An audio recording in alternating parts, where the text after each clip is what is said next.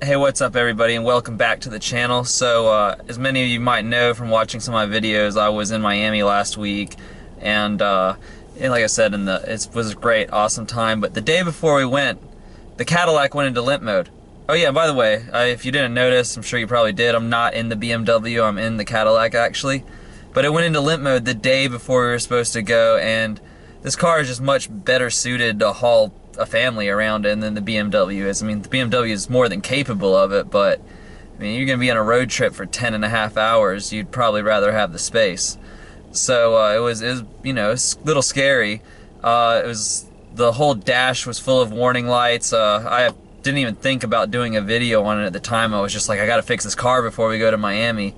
But it was like they said, StabiliTrak, service it, traction control was on, check engine light was on. Pretty much the dashboard looked like a Christmas tree. Every warning light you could think of, like things I didn't even really know existed, I suppose, were on.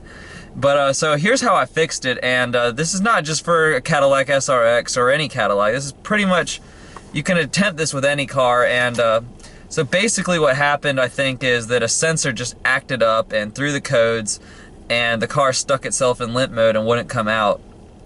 So literally all I did was disconnect the negative terminal of the battery, leave the car for a few minutes, and come back and put it back on. Yeah, let me show you what I did. Okay, so in this box here with these three wires or whatever, wire clusters I suppose, going towards it, underneath that is the battery, and like you can access the positive terminal somehow from this little, well, whatever. So it's hot, I don't want to mess with it right now, but somehow that thing pops up to get to the positive connection.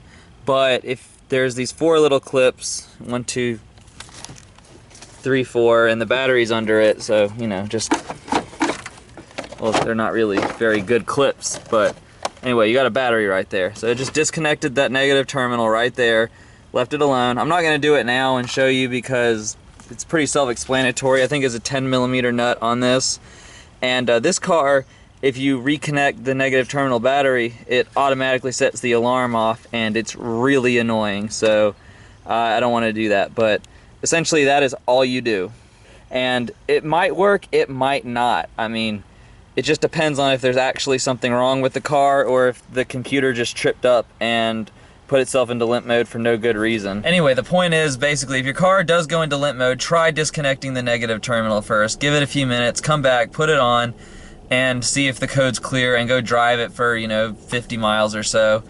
And it's better than taking it to a shop, paying them to diagnose it. They could possibly scam you out of some money on a repair you don't really need because they fix whatever is throwing the code, but it doesn't really need to be fixed. It's just an acting up sensor, or the computer's just tripping.